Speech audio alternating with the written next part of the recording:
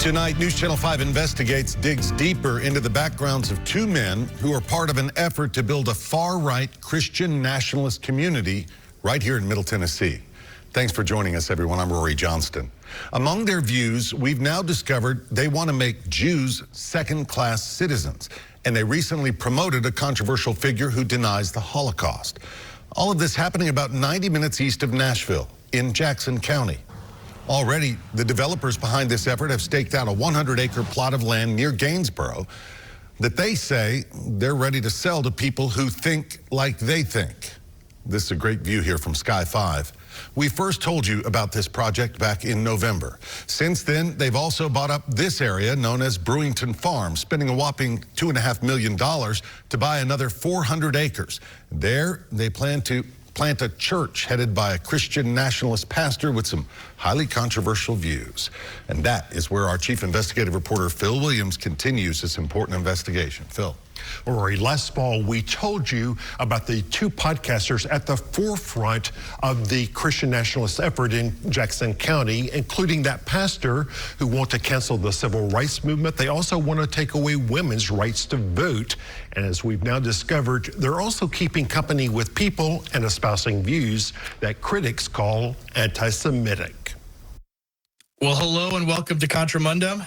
I'm Andrew Isker, and this is CJ Engel. Pastor Andrew Isker and his sidekick CJ Engel are attempting to build a right-wing podcasting business, now operating out of this office space owned by developers trying to build a Christian nationalist community here in tiny Gainesboro, Tennessee. Today we will be talking about one of the great American heroes of the 20th century, Charles Lindbergh. Here in a recent show, they discussed the work of famed aviator Charles Lindbergh, who opposed U.S. entry into Europe's war against Adolf Hitler. Lindbergh faced a public backlash after he blamed Jews and what he saw as Jewish-controlled media for pushing the nation into war. We tried to provide a convenient venue for views that are excluded, important controversial views that are excluded from the mainstream media.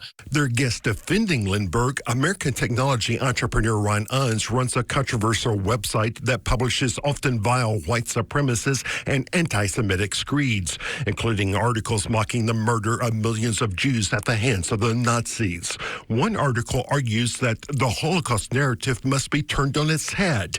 Instead of the world apologizing to Jews for not having done enough to prevent the evils of Nazism, Jews need to apologize to the world. Ron Unz is an idea man, and unfortunately, the vast majority of his ideas are anti-Semitic.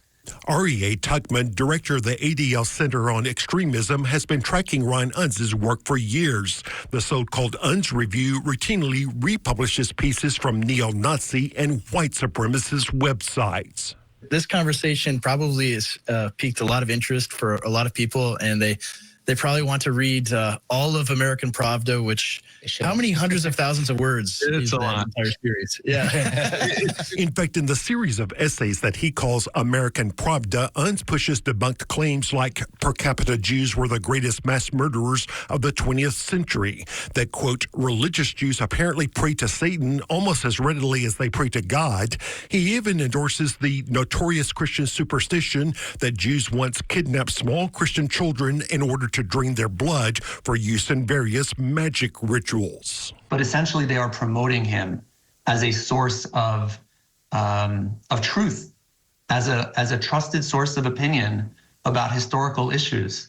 And this is the person who has denied the Holocaust and has cast the history of the world as one in which Jewish people are the villains. In a statement, the podcaster said, from time to time, we have guests on our podcasts that we think will be interesting to our audience. We don't share all their views on every topic. And what does it say that they would give him a platform? So I believe it says quite a bit about the willingness of these people to essentially raise up an anti-Semite and essentially create an on-ramp for their viewers to engage further with Mr. Unz and his ideas. Up until England started World War II, Hitler, all he wanted to do was be at peace with England. But for Isker and Engel, it's nothing new. Here they hosted a guest who views Adolf Hitler as a victim of World War II.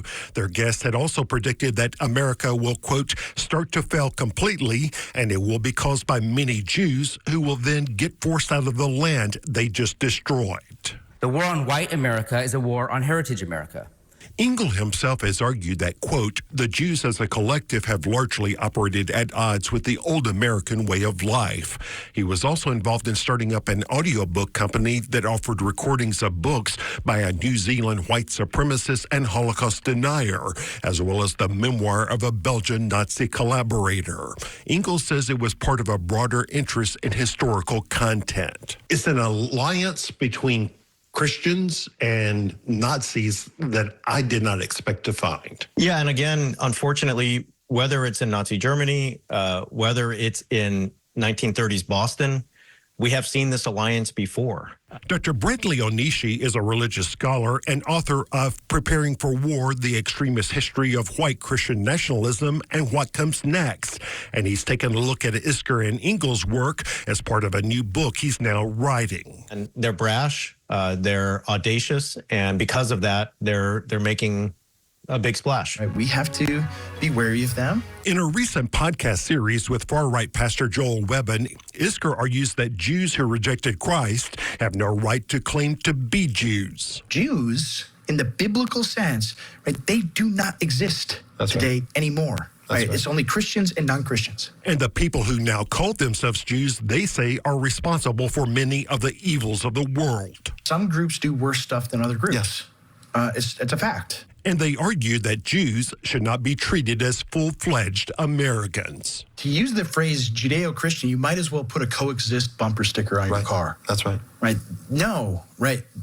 This country belongs to Jesus. Right. Right. Unfortunately, we've seen this theology in the past in this country, and it's KKK theology. Onishi says that's an attitude that helped fuel anti-Semitism and violence against Jewish people in the last century and in more recent times. So when I hear Engel and Isker talking about there are no more Jews and there are no more need for the Jews and Jesus was the last one, I unfortunately hear the echoes of that theology, not only in Christian history, but also in American history. Now, they will say, you know, we do not believe in treating them badly.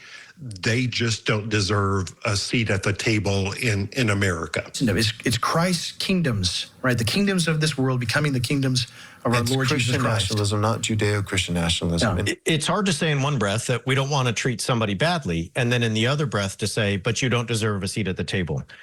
If I'm setting the table for Christmas dinner and I say to everyone, I don't want to treat anyone here poorly, but you and this group are going to sit with me at the table and we're going to enjoy our dinner.